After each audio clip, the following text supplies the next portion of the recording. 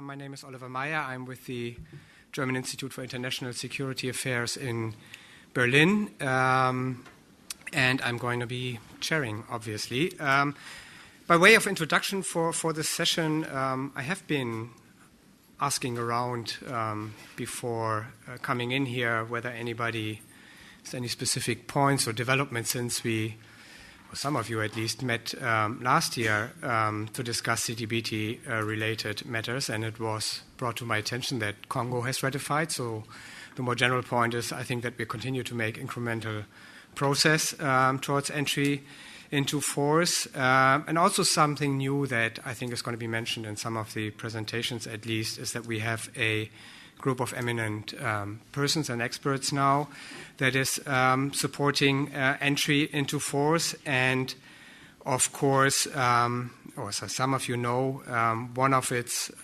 members, Federica Mogherini, has recently been nominated to be the EU's foreign policy representative. And I looked on the CTBTO website, and there's actually a great quote from her that she made ahead of I think the last session in Stockholm of the group.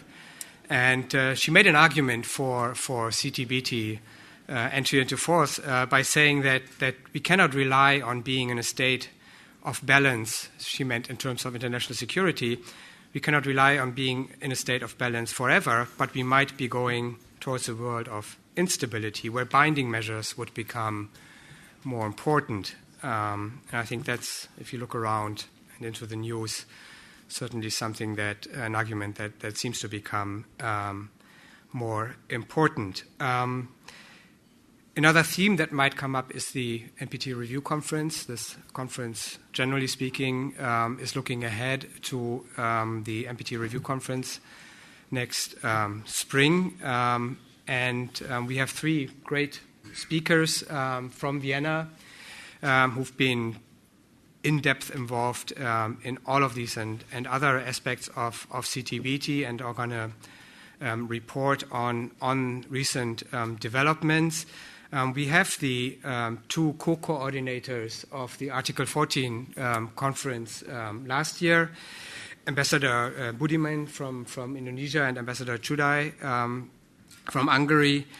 And we have Jean Dupré from the external relations of CTBTO itself. They all promised to stick to their 10-minute limit for speaking time, so I'm going to monitor that and enforce compliance if necessary. And we decided to go in alphabetical order by last name. We had a small discussion on that. So Ambassador Budiman, if you want to go first, the floor is yours. Thanks. Thank you, Dr. Meier, and good afternoon. I would also like to, first of all, express our sincere gratitude for the EU Non-Proliferation Consortium for inviting me to join to the panel discussions and share the views on the importance of the CTBT and also what we as a co-president with the Hungary to do in trying to urge all states, especially from the Annex 2, the 8 remaining Annex 2 states, to proceed with their ratification process. And as also we are all aware that the CTBT is very important. This is important elements of the international security architectures and crucial instruments for the moving toward a world free of nuclear weapons. And very unfortunate that after 18 years, after open for signatures, up until now, the CTBT is still not entering into force. So it is very regrettable for us. And even though the CTBT has not entered into force, the factor nuclear test moratoria have been in place. However, yet we still have witnessed that there is a series of tests, especially by non-parties of the CTBT.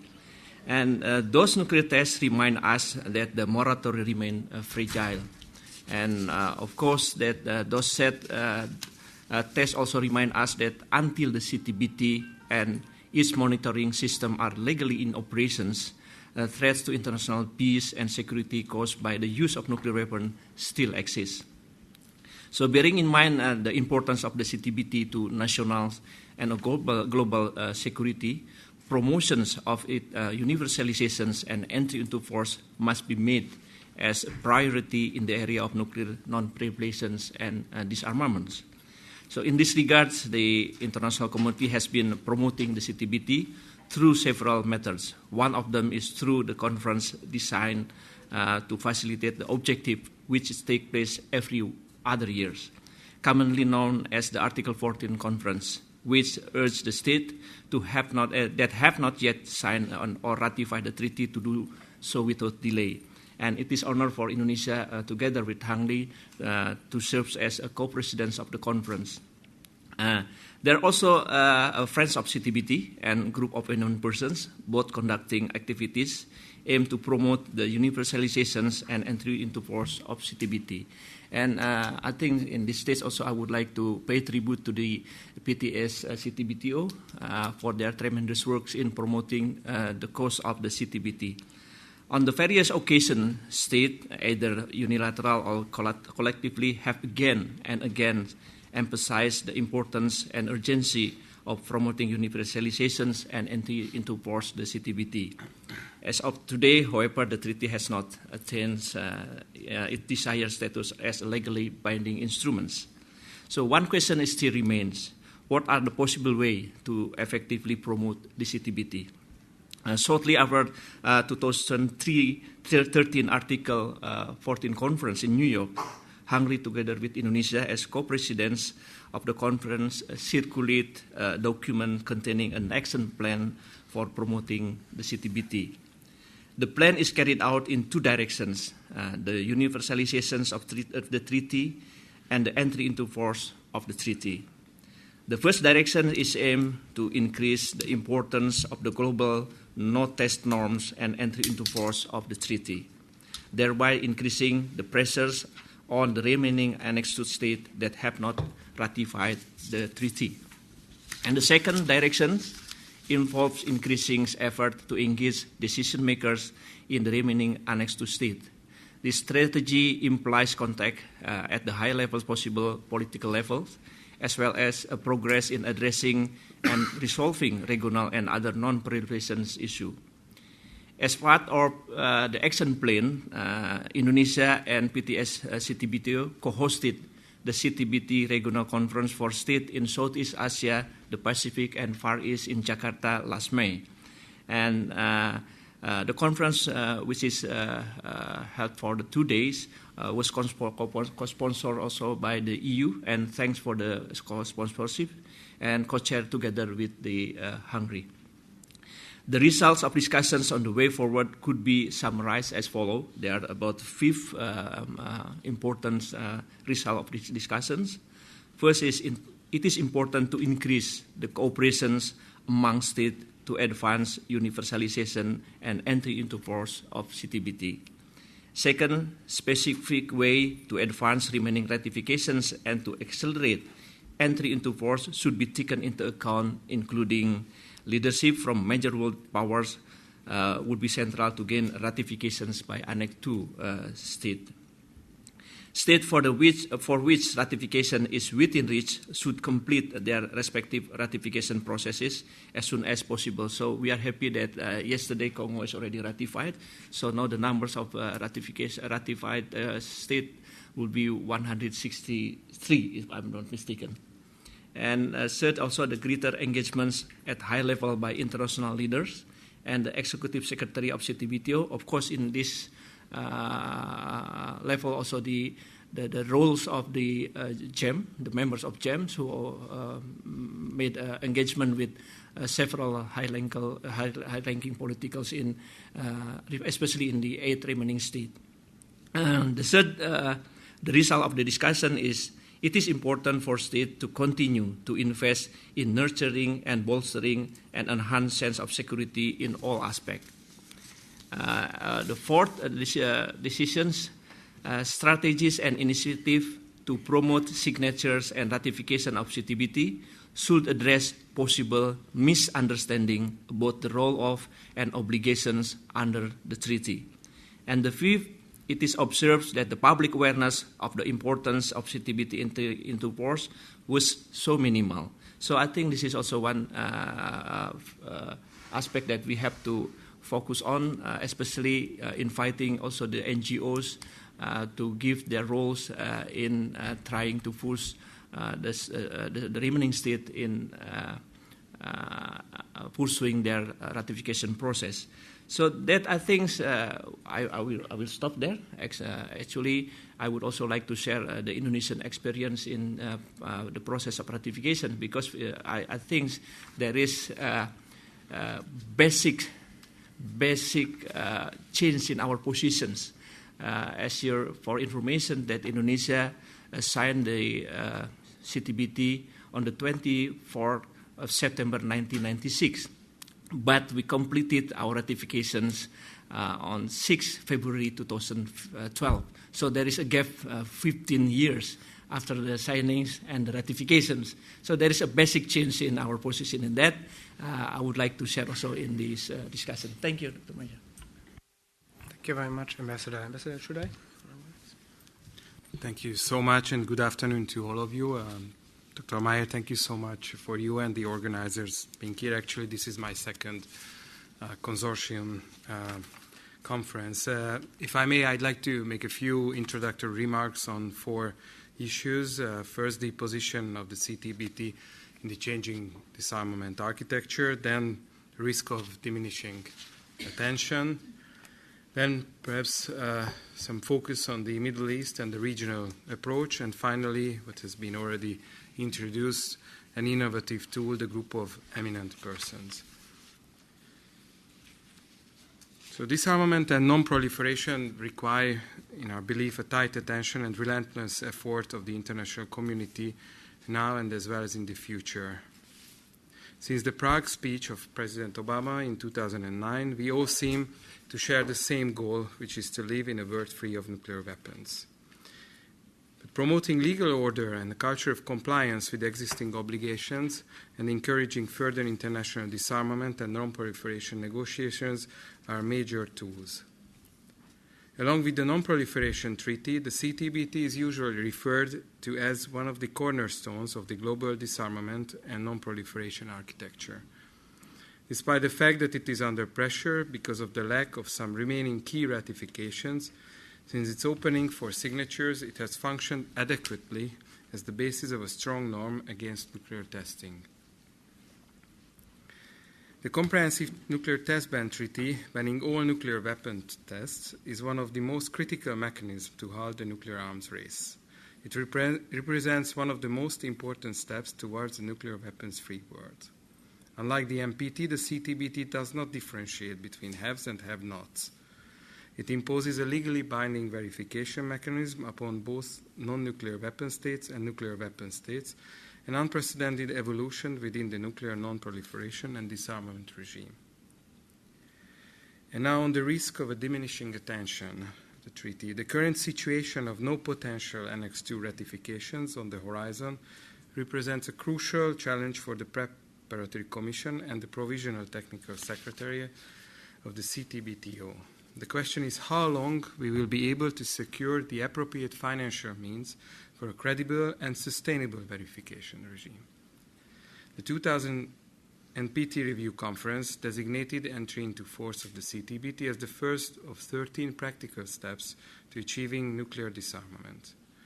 It has been too long since then, and that the global test ban is in operation but not in effect. The most important mission of the CTBT is to provide the confidence that no nuclear test can go undetected.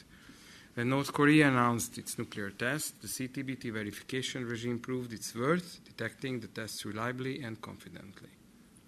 Nevertheless, the fact that the treaty is operational may create the false impression that entry into force is not indispensable. This is a very risky approach to take. Until the treaty is legally locked in, there will always be the chance of going back to the days of nuclear testing. That in turn would have grave repercussions for nuclear disarmament and non-proliferation. In these circumstances, handling CTBT in a business-as-usual manner would be a major mistake. And if I may, I would like to turn on a regional approach and some remarks on the focus on Middle East. The CTBT can serve, I believe, as a regional confidence and security building measure. Ratification of the treaty by states in the Middle East, in particular the Annex II countries, Egypt, Iran, and Israel, would be a positive catalyst for other security-related issues affecting the region. The CTBT can play an important role as a confidence-building and transparency measure in the Middle East. For instance, if you take that there are several already certified monitoring stations in Iran, it would be great if they could send data just like the Chinese decided to do so. And in this year, and later on this year in November, there will be the so-called integrated field exercise, as we call IFE 14, to be held in Jordan at the end of this year, involving over 100 participants from across the region and the world. And it is a major contribution to the promotion of the treaty in the Middle East. There are linkages between nuclear weapon-free zones and the CTBT. While the CTBT has not yet achieved legal international standing, it is already effectively in force in all of the states covered by existing weapon-free zones. As such, the CTBT provides a powerful verification mechanism to those. Moreover, the ratification of the CTBT by countries that are not covered by these zones, such as those in the Middle East, can serve as a powerful confidence and security-building measure aimed at creating the right conditions for the establishment of such a zone. And as Dr. Meier pointed out, the group of eminent persons came into life, and we believe that this is an innovative tool. When we took up the Article 14 presidency, we were in agreement with the then new Executive Secretary, Dr. Lassin Zerbo, that the new outreach and lobbying efforts of the early entry into force of the CTBT could be welcomed and could be seen as the instrument of the Article 14 conferences and ministerial meetings as a complementary one. Since the beginning, then, of his initiative, we supported this step to establish a group of high-profile personalities that are in a position to efficiently represent and further promote the ratification of the CTBT and the entry into force. Thank you for your attention. Thank you very much, Ambassador Jean. You want to go next? Thank you very much, Oliver, for the opportunity, and I also would like to thank two esteemed colleagues from Vienna, Ambassador Csuday and Ambassador Budiman, for their efforts, not only here, but it's a long sort of dog and pony show that we go along. We do have, for those of you who don't know, we have a major course going on in Vienna at the moment, so just to plug a little bit for that, if you're interested in more of what we have to say, please go online and you can follow some really interesting discussions going on in Vienna at the moment. I also want to recognize in the audience a number of people that are most definitely better qualified than I am to talk about this, in particular Ambassador Sergio Duarte, who is also a member of the Eminent Persons Group from Brazil and a former Undersecretary General, and Jennifer McBee and Alexander Clement and Daryl Kimball and others. So when I contemplated my remarks, I recalled an article that I co-authored with two students of mine back in April 2008, which we called The Future of the Nuclear Test Ban Treaty, the Good, the Bad, and the Ugly. Back then, we considered it that 144 states, we are now at 163 as of yesterday, had ratified the treaty, including then an Annex II state, Colombia. And we considered this would provide renewed momentum in support of the treaty. We also asserted that the window of opportunity could open to reinvigorate political support and interest in the treaty, including by the Wall Street Journal article by the Four Horsemen, who called for a world free of nuclear weapons and a bipartisan process for the ratification of the United States of the CTBT. We also considered the 2008 elections. This was prior to those elections, and the potential outcome where we had two Democratic candidates that were strongly in support of the treaty. Moreover, the strength of the IMS was considered far stronger than what was expected in 1999 when the US Senate voted against the treaty. In fact, it already detected what it was meant to do, the 2006 nuclear test by the DPRK. And finally, we considered the bad and the ugly. And that was the financial situation, and Alex was a senior member of the PTS staff and will recall that in 2007 the CTBTO always went under because funding, in particular the US funding, was not forthcoming. And of course, then 9 remaining states. And I do recall your predecessor, Ambassador Budiman, taking great issue with me by putting Indonesia in the ugly category, since Indonesia by then did not ratify.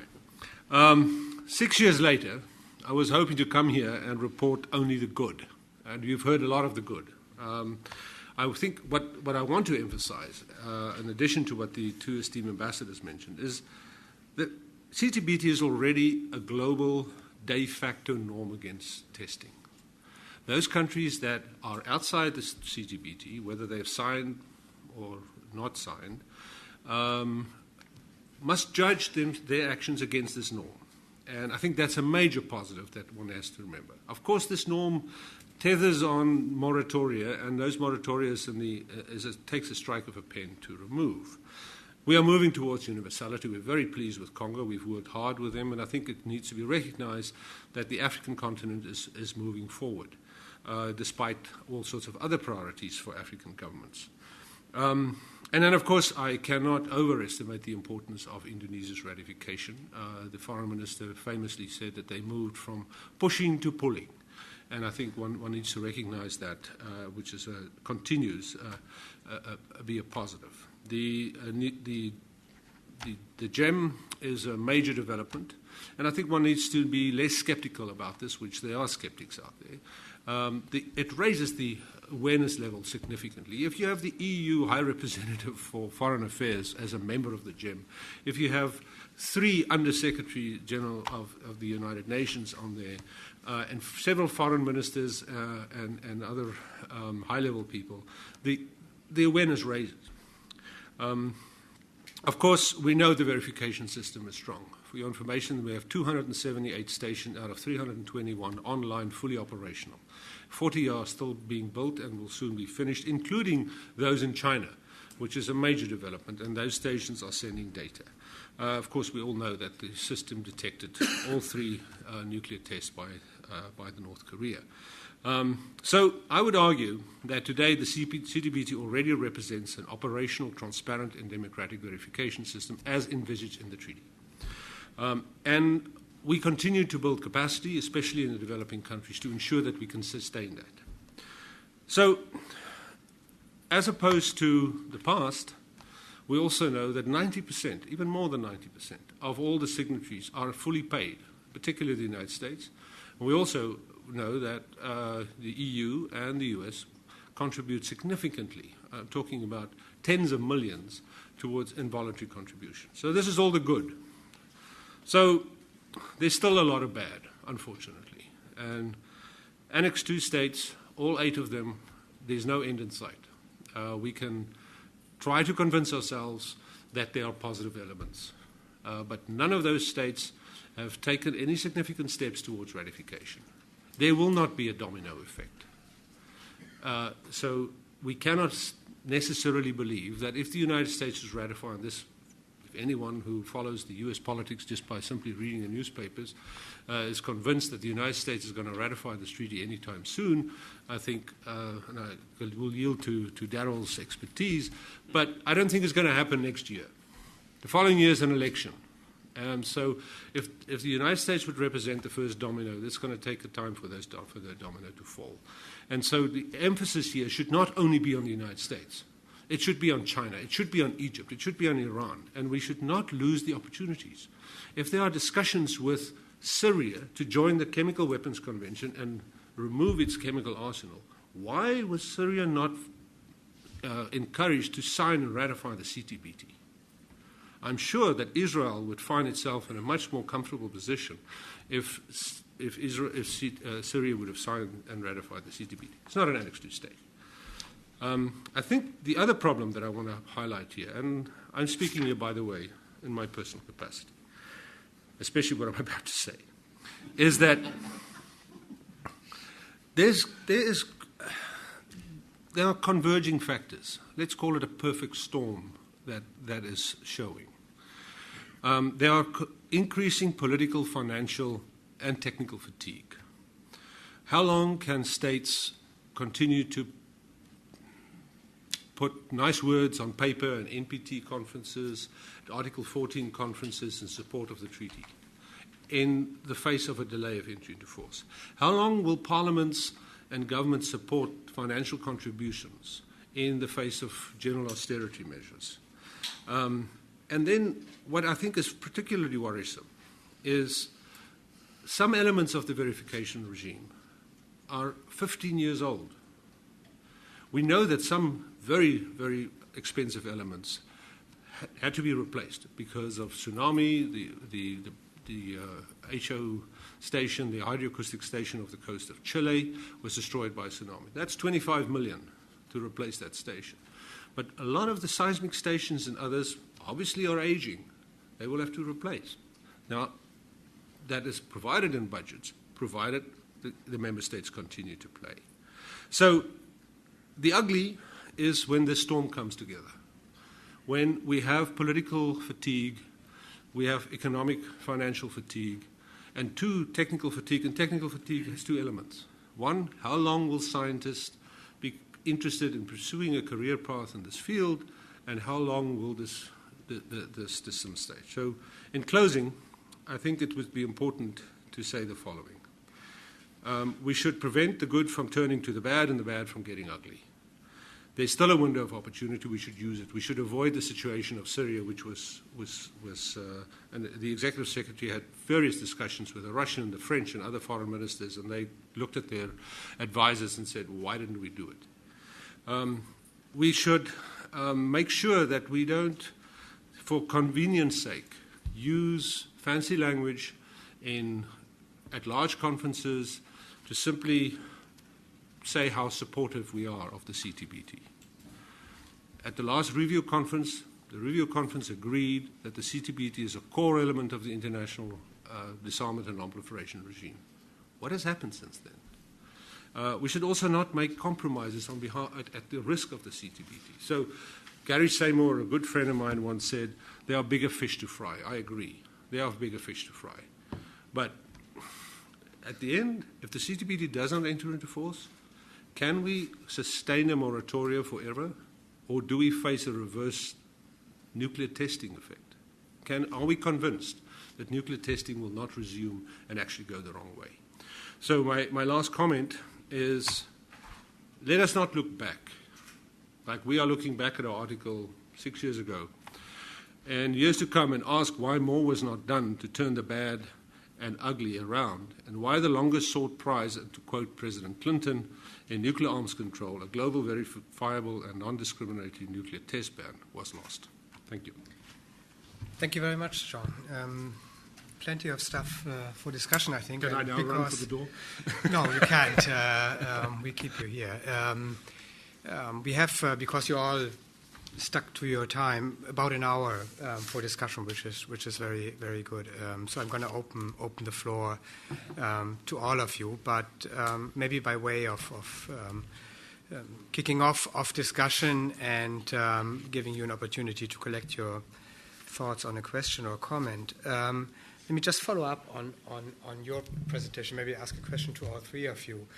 If you're right, and if I understood you correctly, that up to a degree the instruments or the incentives that have been offered to join the treaty may not be sufficient to break the impasse, at least in some countries, what additional and other means could you envisage? You mentioned Syria, and that there would have been an opportunity to bring Syria into the treaty. There's talks going on with Iran, where CTBT might be part of the package. The EU has a non-proliferation clause, which it intended to include in trade and cooperation agreements as an additional incentive for states to join not only the CTBT but other multilateral arms control and non-proliferation instruments. Also, are those the type of things that could take us forward? Are there other instruments and ways to make progress that you could think of? My short answer is absolutely. But Ambassador Csuday put his mark on it when he spoke about the confidence building and security elements in the Middle East. Maybe the ambassador wants to elaborate on that a little bit. Shall I turn the ball back? I expressed myself in that. But no, yes, indeed. And I understand that, if I'm not mistaken, that there was some discussion in the E3+3 talks with Iran on CTBT, but of course we don't know where are they on that. And indeed, it is a confidence-building measure when taking another hotspot, Indian and Pakistani scientists are together for several days or weeks at your seminars and conferences, or as I mentioned this example, if Iran would or could decide to turn on those already certified stations, just like China decided to do so, I think that would be very, very important. Or to be absolutely undiplomatic, perhaps North Korea would have another innovative way to raise attention to the treaty.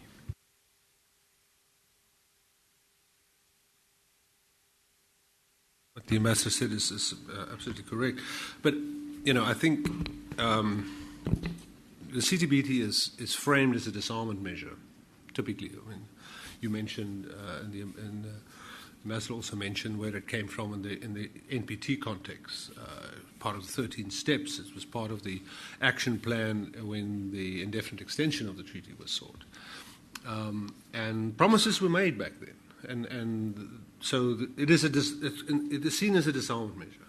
But the CTBT is essentially a non-proliferation tool, because it's there to prevent the horizontal and vertical improvement of or development of nuclear weapons. But it has another tool, and that is the symbolic line in the sand. And so, as a downstream, and it's difficult to imagine, if you can see safeguards as the upstream measure, the legal measure to verify compliance with the NPT and non-diversion of material, then the CTBT represents the downstream confidence-building tool to say that a country will not step over this line, because obviously a country that may acquire the material to develop nuclear weapons will have to test them. All the countries with nuclear weapons have tested them, with the exception of one. But if you take North Korea, that is the norm. So I think it's a very important signal, a confidence-building signal for countries to sign and ratify this treaty, because it will address concerns or questions over their peaceful nuclear program. It will not be the only measure. They have to be full in adherence to the safeguards agreement. But I think it's a very important point and in terms of the Middle East, obviously, there's been very positive signals coming out of Israel. The Executive Secretary visited there earlier the year, and the question was not, if Israel will ratify, but when. And in fact, he met with the foreign minister. He met with the minister for intelligence, who is the minister in charge of the nuclear program in Israel, and it was a very positive exchange. Of course, we are aware of the security situation in Israel, and I think any country with problems will have to reassess its positions. But it is a confidence-building measure, and I think what the ambassador mentioned about the nuclear weapon-free zones, it is an essential element of all the nuclear weapon-free zones. No weapons, no fissile material for weapons, and no testing. And so in that lies maybe a recipe for a Middle East zone, because a lot of the countries already covered, Northern African countries already covered by the Pelindaba Treaty. So. Do you want to come in quickly? Yeah. To come back, I forgot to mention that I put it on my introductory remarks that, for instance, Israel decided to hold one or two evaluation workshop after the Jordan field exercise. I think that's a very good and clear signal about their intentions, and of course it has the potential to gather different member states participants from the region who will have to interact and build that confidence. Yes. I think in trying to pursue the process of ratifications of the CTBT, the dissemination process is very important. The socializations of the CTBT to the public as many as possible is very important, because in our regional conference last May, there is kind of misunderstandings, as if by ratifying the CTBT, there is a kind of constraints to the activities of nuclear activities, the peaceful activities. And the second one, by signing the nuclear weapon-free zones, is already, there is no need for the state to ratify the CTBT, because like in Indonesia actually, we have already legally bound by the nuclear weapon-free zones in Southeast Asia. In that treaty, we are bound not to test.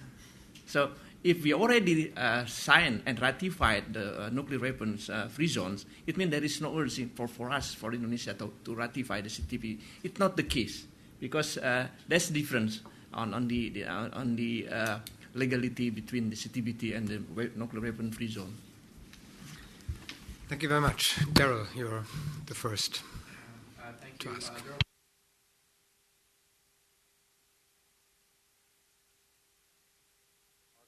And your work on this subject. I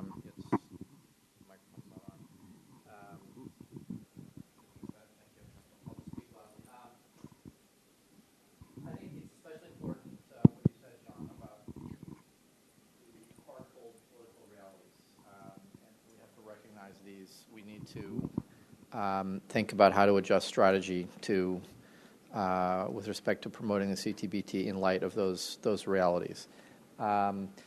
And in that regard, a couple of points. The group of eminent persons, I think, is a very important development. I think it was an excellent idea on the part of Dr. Zerbo.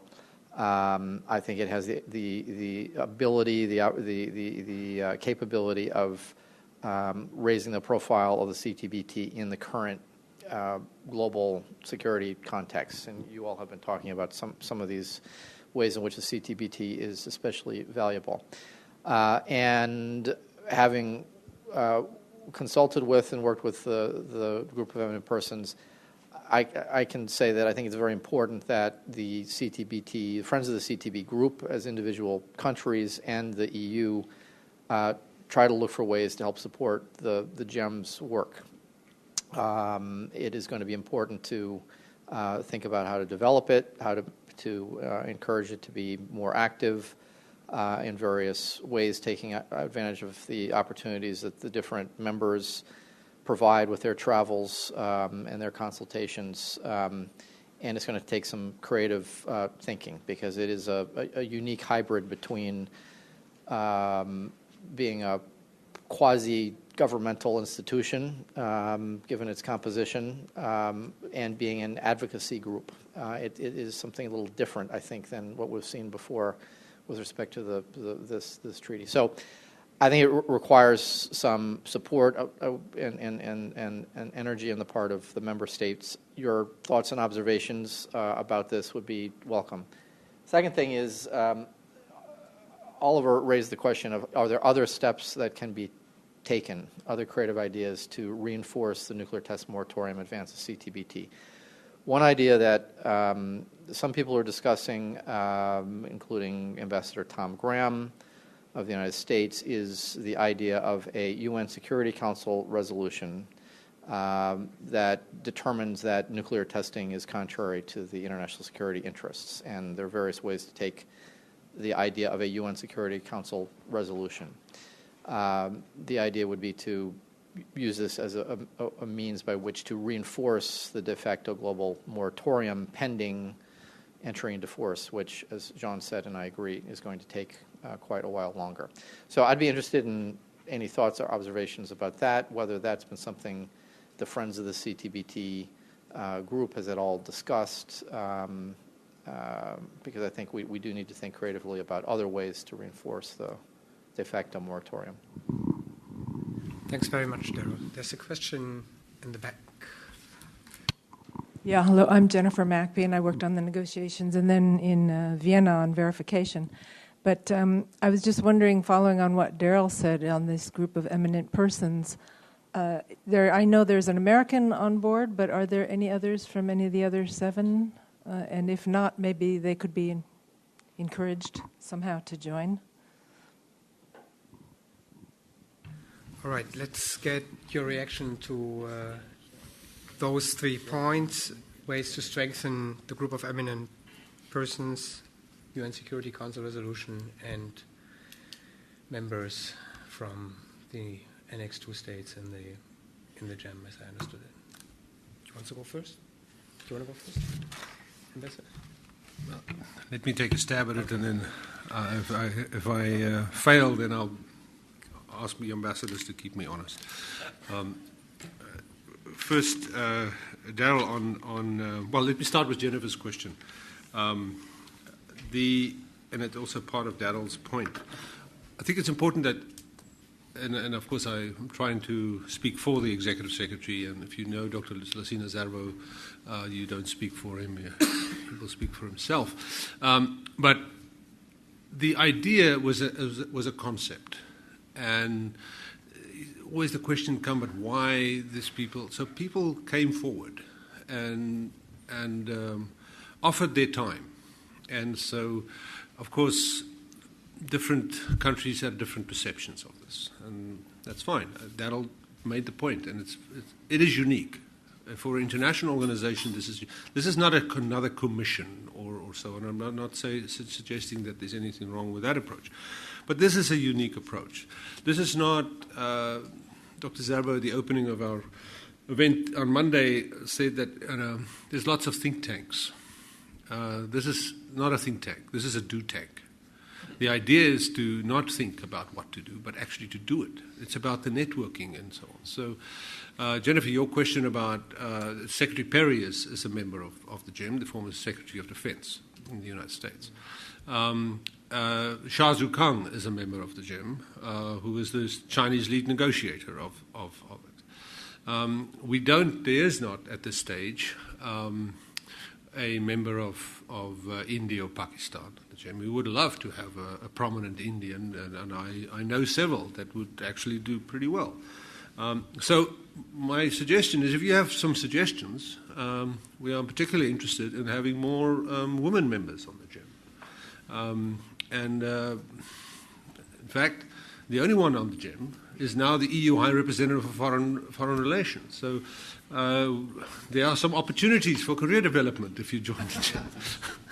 So, Daryl, on the point of the Security Council, I know Ambassador Graham's position, and in fact, Ambassador Duarte may want to reflect on this, and Odette Jankovic is sitting in front of us here, a prominent international lawyer, so I'm in dangerous ground here.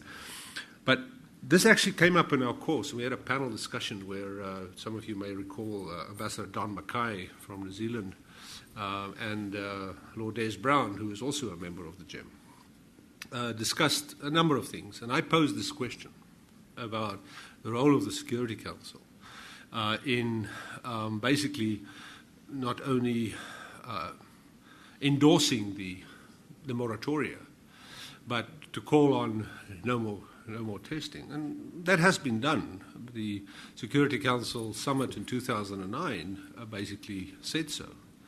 The problem, of course, with the moratoria angle is countries, even countries that have signed this treaty, may not agree with that. P5 members. And then, of course, you bring in the whole bigger issue of the role of the Security Council in these kind of things. So, I'm looking at, as Lord Brown said, we're looking at a political angle, and that angle spells some dangers. But if others here would like to elaborate, I'd be keen to get some more views. But I think what we should be careful of is to look for desperate measures. There is a role for the Security Council. We know what it is. We know the treaty is operational. I can say this here, and hopefully no one is going to quote me. But The treaty works. The treaty works. The moratoria are holding. If there's to be a test by DPRK or a test by anyone else, we will know it. We, the collective membership, for those that, and I apologize for sounding like a teacher, but it is not the responsibility of the PTS or the Secretariat to determine if there was a test. It is the responsibility of the member states through their national data centers. And that works. And so if there's a test, the Security Council is going to take action, not only because the P5 has that ability, but all the other members of the Security Council has the data and the information that comes from the stations. So, of course, it has to enter into force. It cannot be sustained without that. But I think we should be... It's an interesting debate. Let's just put it that way. Thanks very much. Ambassador Csuday, you want to come in? Well, in these difficult times, we always mention the financial implications of important policy decisions concerning international peace and security. And we have to remind state signatories or member states that this project is more than a $1 billion investment, $1 billion US investment. And we have to be mindful of that. And Jean mentioned the aging stations, and that might be a good opportunity, actually, to shift the focus again on that. But that leads me to creativity and innovation on how we try to tackle difficult international legal issues. And I believe that the GEM, and I think the abbreviation is quite funny to have a jam sessions, perhaps, this might break the monotony. I mean, we've been doing this Article 14 process, and we started negotiating a declaration for the Article 14 ministerial meeting, and that was hell.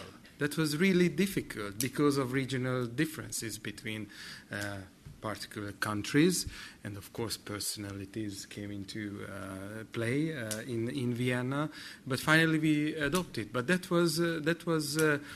led to a meeting in New York in the midst of the UN General Assembly, and those who served there, we know that how tight is the schedule of ministers and presidents, and there was some 40-something ministers came there, which of course we were very proud of, and the Secretary General. But this is a repetition of several years, and now we have something which might break it. But of course, some might ask, okay, these are important, influential people, formerly known as decision makers of their respective governments. Some are currently also holding offices. And someone asked in Stockholm at the last meeting that when you were in office, have you ever made a decision concerning your security policy of your country based on an advocacy group lobbying efforts? And they started to laugh. And I think that's a legitimate question, but point to the importance, but also the difficulties of that group. But if they can reach out not only to key politicians and key decision makers, but those who prepare those important politicians, the scientists, the military personnel, the military scientists. And I understand that in the US there are very important initiatives to reach out to Utah and other regions where actually some tests were performed, so they can have a first-hand discussion with those who experienced those tests to explain the voters, the constituency, what it's all about. So I think this GEM is a unique possibility, and it was remarkable to see for me that when this idea came up, that there was some controversy surrounding it because it was new, and then we pushed it, this executive secretary pushed it, and it became being supported, and that was a very good. And I think that's also important to have a discussion, a genuine discussion with key players. Thank you. Thank you very much. Ambassador Budiman, did you want to comment? Thank you, Dr. Meier. I just would very short, especially with regard to the interesting idea by Dr. Kimball with regard to the resolutions of the Security Councils. I think this is a very interesting idea, but taking into account the functions of the Security Councils and also the real politics that we are facing now, I'm not too optimistic that the Security Council will pass that kind of resolutions. Thank you. Thank you very much. There's a question up here. Microphone coming. Good evening. My name is Hina Pandey. I am from Delhi in India, and I am a PhD student. I am working on nuclear energy issues, and I represent a think tank, Center for Air Power Studies. My question to the panel is that in promoting the, the CTBT, and recently, are there any efforts specifically looking at addressing the need to devalue the role of nuclear weapons, the role of nuclear weapons that they play in the national security strategy of countries? Anybody want to have a go into that? There are a couple of national government. Anybody from the audience would like to come in? That's a difficult question, I assume. Well, I think I will give you the typical bureaucratic answer. It's not within the mandate of the treaty. Of course, the treaty is very specific. The treaty is to ban nuclear test explosions in all environments, and to have a verifiable system that operates in a transparent and democratic function. But I think one needs to understand, if you can look at the preamble to the treaty and you look at the history and the goals of the treaty, that this treaty is aimed to diminish nuclear weapons, both in their qualitative and quantitative ways, with the goal of nuclear disarmament in mind. You can make a lot of linkages, including directly through the NPT review process, and that cannot be underestimated. But in terms of what we as an organization and how it is discussed, that is outside that. But of course, this comes in, and Ambassador Csuday mentioned, for instance, the Article 14 declaration, and that was very much a sticking issue. You have the G77 countries in Vienna pushing very hard, and particular countries, for a nuclear disarmament component, and of course you have nuclear weapon states, just like you have in the NPT, and which, to advance the CTBT, you have to think, what are the priorities here? The advance of CTBT is to get those very countries that may be opposed to that kind of approach on board, because eventually, once they're on board, you can start talking about, now that everyone is on board. And I think this is a very important component in terms of the role of the CTBT in disarmament. If you are a nuclear state with nuclear weapons, to dismantle, to bring your numbers down, would be very difficult to do in an environment where nuclear testing continues. So, especially countries with large arsenals. So, if the New START treaty is being implemented, but there are concerns about continued testing, not necessarily by Russia or by the United States, but other countries, this poisons the environment. And so that's why get the treaty in force, numbers will come down, and then you start talking about the end goal. So that's why it's important that the CTBT is part of that process.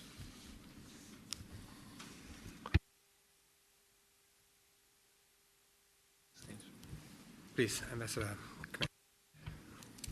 Thank you so much. I'm from the Austrian Foreign Ministry. My name is Alexander Kment. Thanks a lot to the colleagues on the panel. Very good presentation. I have a number of comments I wanted to make. First of all, to say that from my point of view, the GEM is an extremely good initiative, innovative, it has the potential to reach out in a different way. I think we know that Article 14 conferences, as important as they are, have struggled often in the past to raise the issue to the high political level that we want. I think the composition of the GEM, there is a potential to reach out to media and to bring the debate about the CTBT more in the public domain.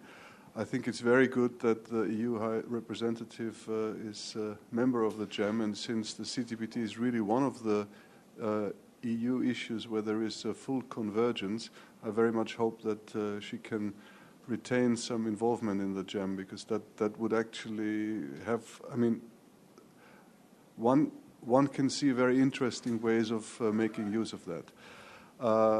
With respect, I wanted to endorse what Jean has said, that I think it's been a mistake that the focus vis-à-vis the Annex II countries has been put so exclusively on the US and the sort of CTBT domino theory. I think that's a grave error, and I think it's because it took away pressure on the other Annex II countries and the contribution to global peace and security that they should be doing with respect to their own ratification of the CTBT. I think we all know that the US administration is sort of really trying, but the political realities domestically, we all know that they are very difficult. So that should be even more of a call on other countries that are and other actors who are interested in promoting the CTBT to really try to focus as much as possible what can be done vis-à-vis the other countries, because actually that would be the best way to supporting ratification discussion in the US. If there is more progress vis-à-vis China, if there is more progress vis-à-vis India and Pakistan and other countries. I think a lot of opportunities are being lost, and I agree with Syria, but there are also other opportunities being lost vis-à-vis India, for instance, to raise this issue very prominently. For Iran, I just wanted to say that it's in a way a historical legacy that this issue was never really raised in the early discussions on the EU 3+3 negotiations with Iran, because of course some of the members of that group at the time were not supportive of the CTBT. I think it was extremely slow process to include the CTBT, at least partly. And I think as we hope that these negotiations may lead to a positive conclusion, I think there is a real potential to address this issue vis-à-vis Iran, because of course it's absolutely unrelated to the issue of peaceful uses. I think that is extremely important. Similarly, with respect to the very fragile process on the Middle East WMD-free zone, if this conference ever takes place, which we hope, and if some sort of follow-up process of cooperation is established, CTBT is an obvious choice of substantive cooperation on issues that may not be as contentious as some other issues. I think this is also these are potential positive things that could happen. Of course, they could also be equally negative. And then another, because I also want to throw in a question, I just wanted to hear the views to what extent, in the particular case of the CTBT, that the fact that the treaty actually works is actually an impediment for its entry into force. Thank you.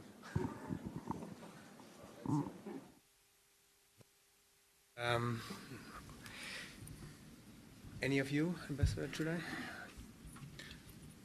I've been asked that question several times, and once in a way that honestly I couldn't understand. But we have to be mindful that it's not. There are certain elements, important elements of the treaty, which are not yet operational, and we have to be mindful of that. So while it's being considered working or effective, it's not fully effective if we can play with the words. But as I said, business as usual approach is not the right one. So I think that would be my reply to Alex.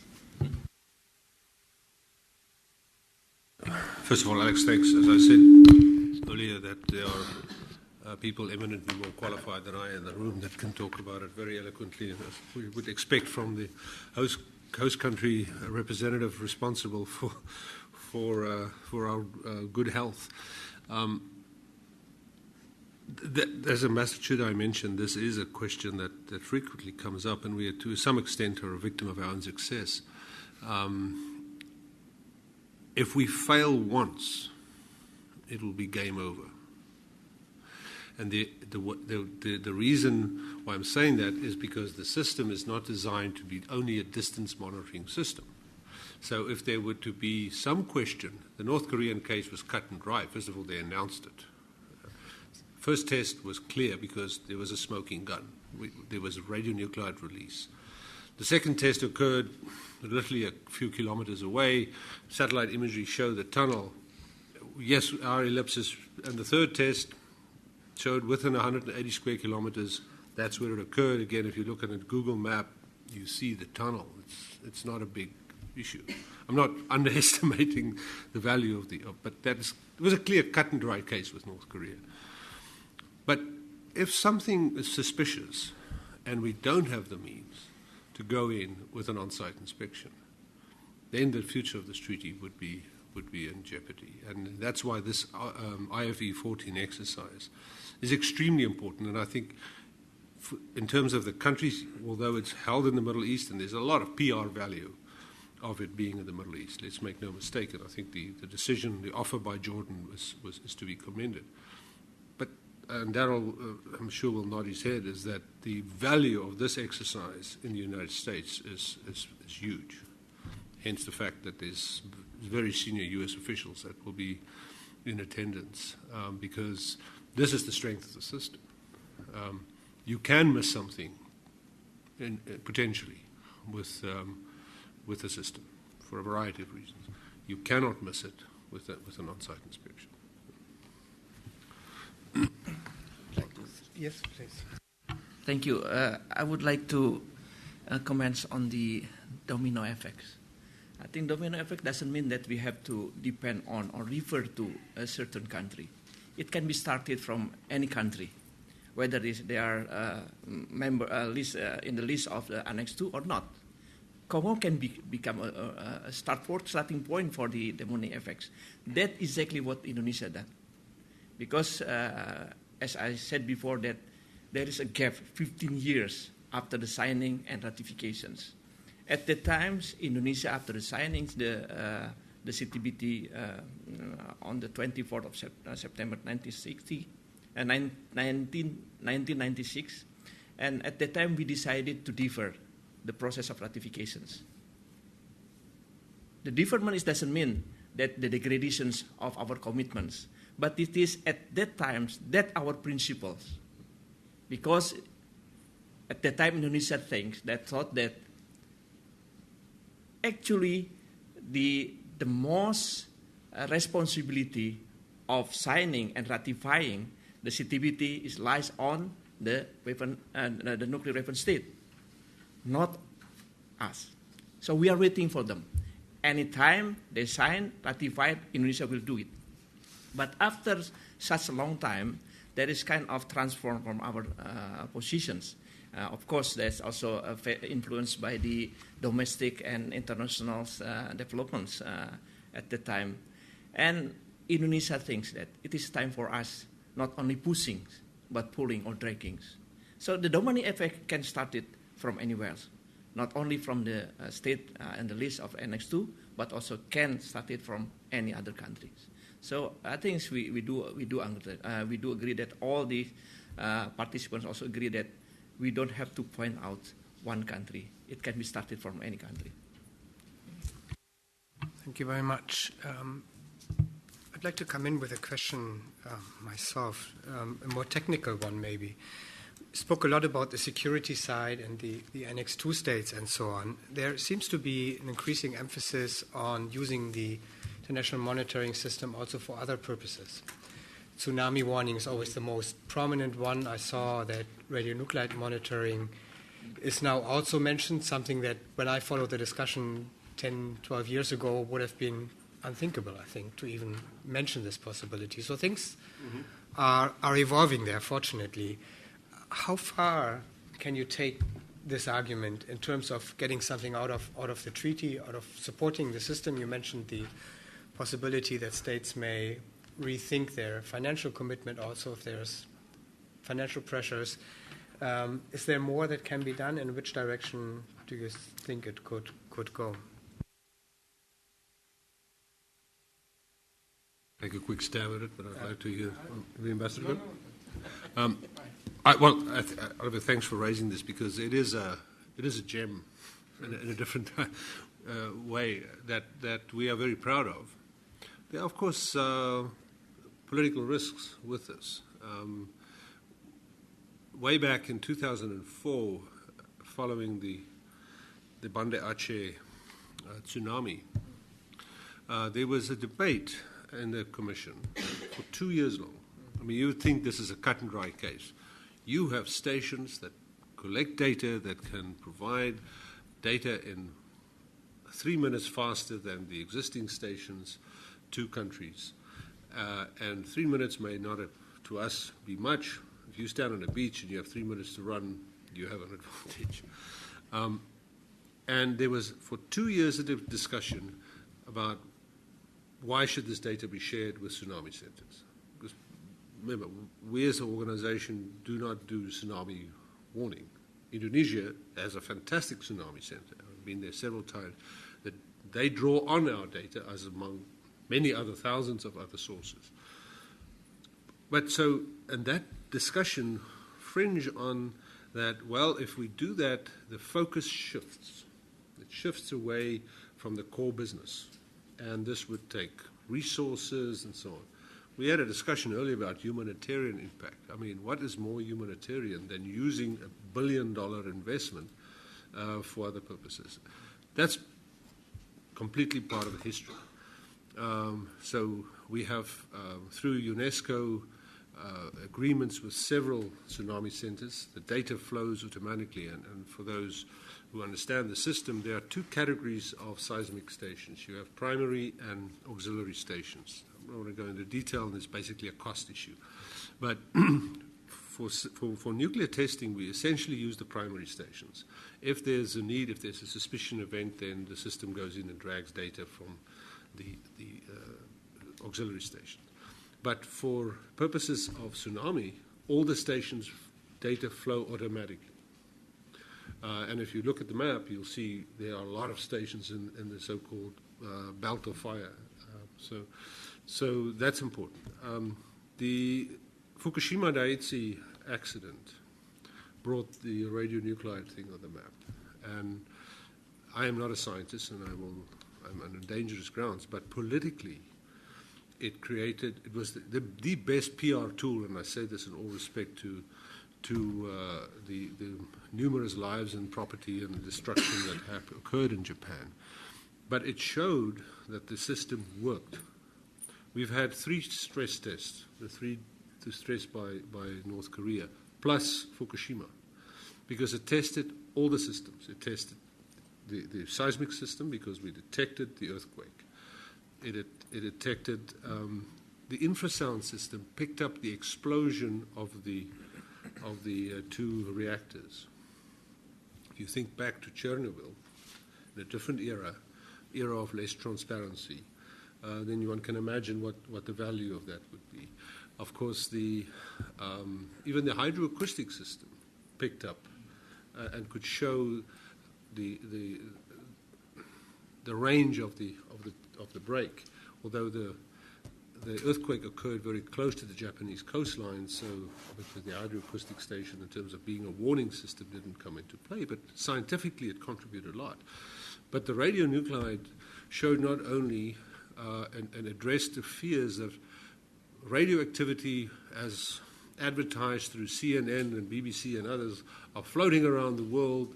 I had calls, and I kid you not, from colleagues in California to say, please let me know whether we should leave.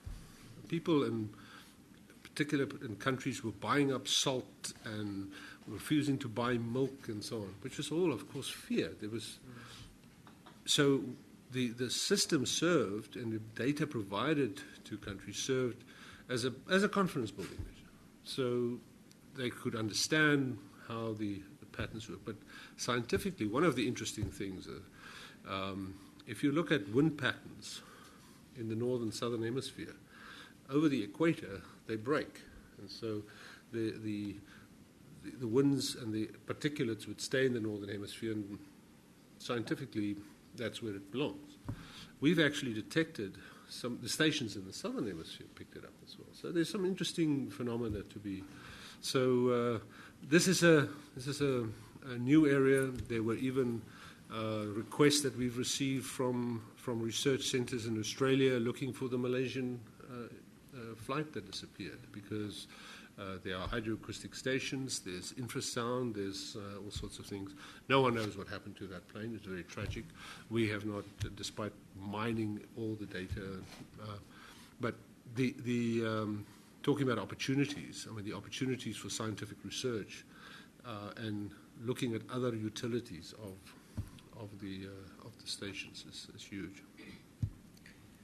Thanks very much. Ambassador Csuday, did you want to comment on that? Thank you. Yeah, I think we have to strike the right balance of how we argue for which purposes this 1 billion investment can be used. But during the Fukushima Daiichi catastrophe, we were at the helm of the EU, and this CTBT work became extremely helpful for member states to understand what's going on. But also, if I may point to another angle of the issue, that the cooperation of different international organizations during the crisis, and I'm talking about the International Atomic Energy Agency and CTBTO. It became very difficult, but at the end it worked. And it was very interesting how member states reacted to that.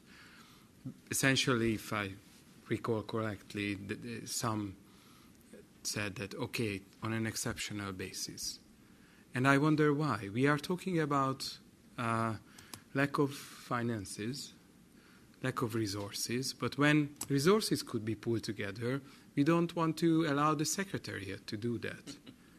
So it's a very frustrating debate, and I think we have to be very bold and innovative about that. So I think it was the map where you modeled the clouds, how it was moving. It was really, I'm talking about the Fukushima cloud, so to speak. It was very, very important for the assessment of how our embassy would and what to do in Tokyo.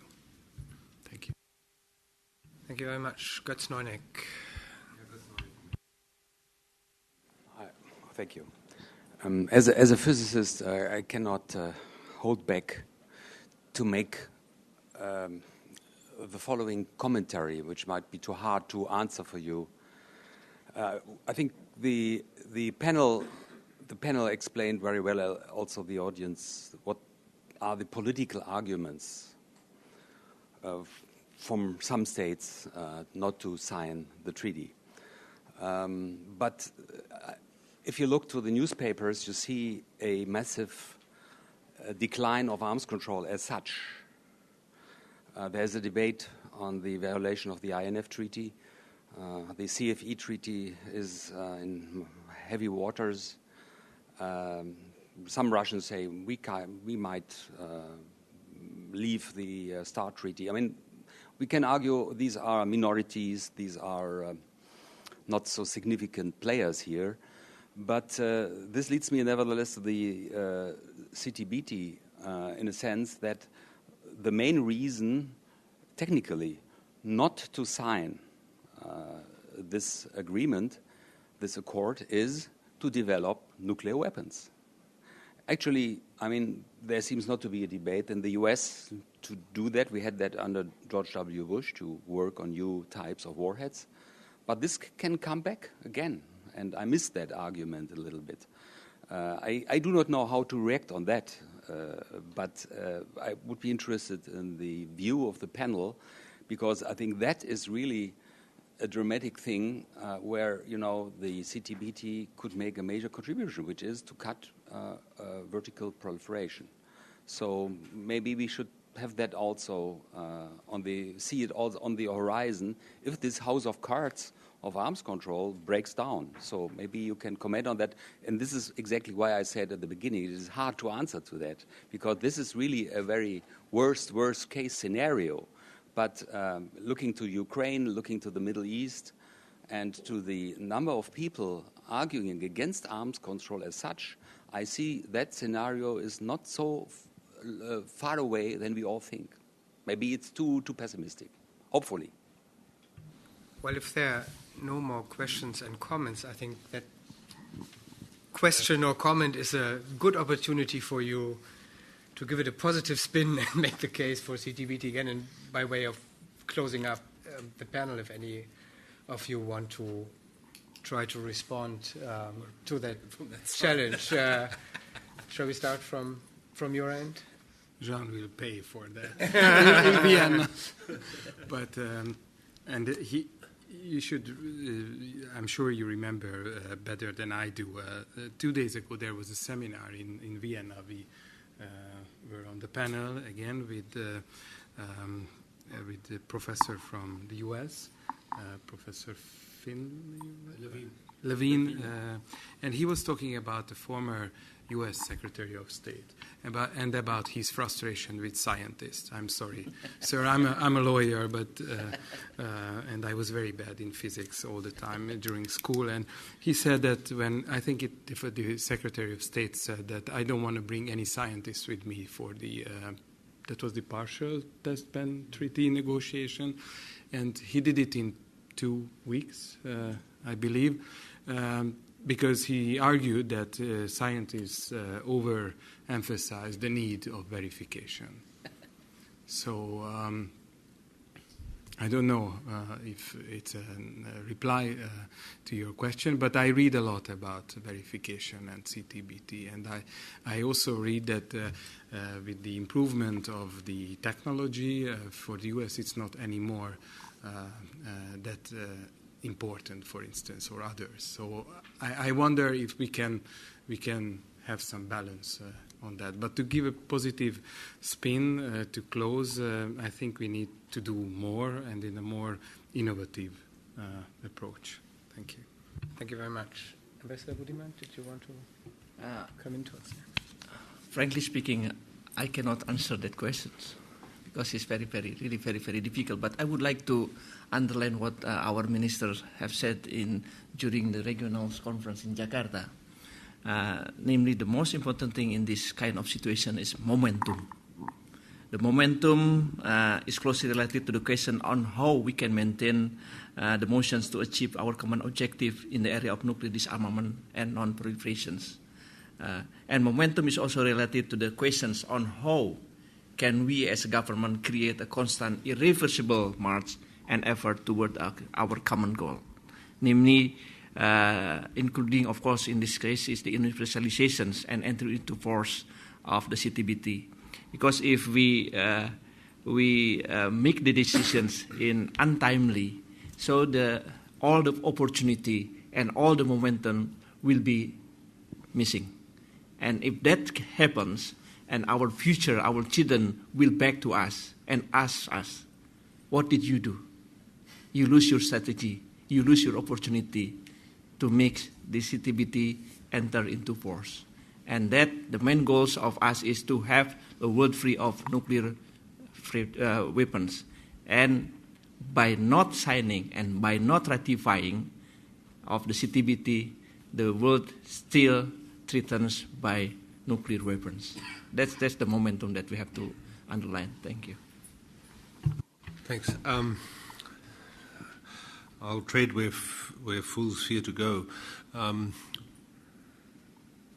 Absolutely. The issue of the future of arms control, in my view, is tethering on the future of the CTBT. This is a treaty, it's a technical verification treaty with a big political problem. And if one looks forward in terms of using verifiable arms control mechanisms to not only for arms control but for disarmament purposes, and you cannot put the best one, and I quote Ambassador Shah Zukang at the conference in Jakarta, where he said that the CTBT is the best example of an arms control treaty. This is the former Chinese negotiator of the treaty.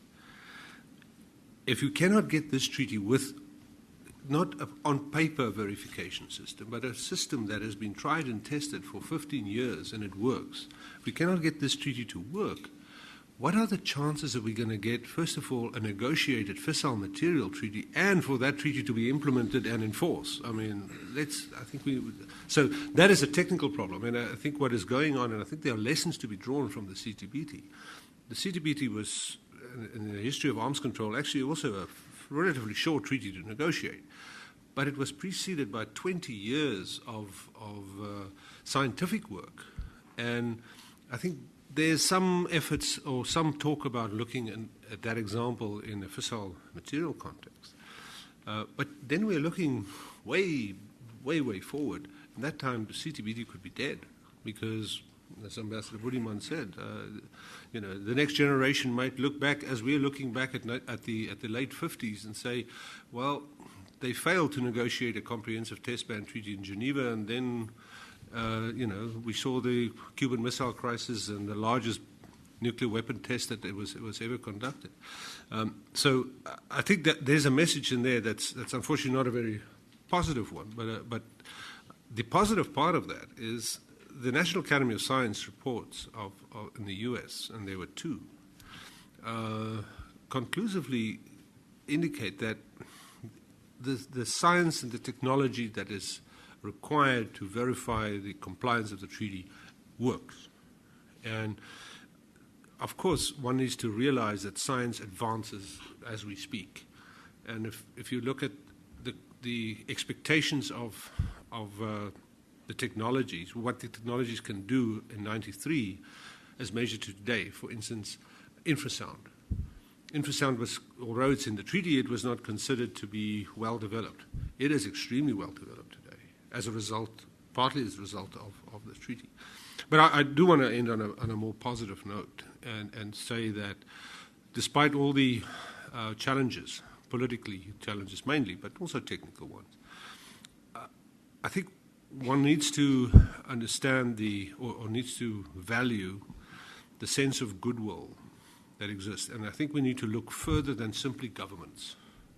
This is not a treaty that belongs to governments, because nuclear testing, as we know, have impacted far more people. And so I'm a firm believer that the momentum, as Ambassador Budiman spoke about, the political momentum is still there, but I think we need to reach out further. We need to reach out to civil society, and several members of civil society are sitting in the hall. We need to reach out to the next generation because this is a legacy of the past. And I think the next generation certainly will be the ones, and here I want to quote Lord Des Brown when he basically said that, this treaty will really become in force in the next generation. So, but I do think that in the United States and in India and Pakistan, there are movements, there are people there that are doing things to get traction. It's not going to happen overnight, but I don't think we should lose sight and lose faith in the value of civil society and the broader community in supporting this treaty. Thank you very much. Thanks very much. Those are fantastic closing words, I think, for this panel, which I thought was a really honest review of the state of affairs, and I think also a good analysis of the scope of measures that are out there and have been implemented already in terms of making progress towards entry into force of the CTBT. So before I leave you to get ready for the reception at 6:30, please join me in thanking the speakers for very good presentations.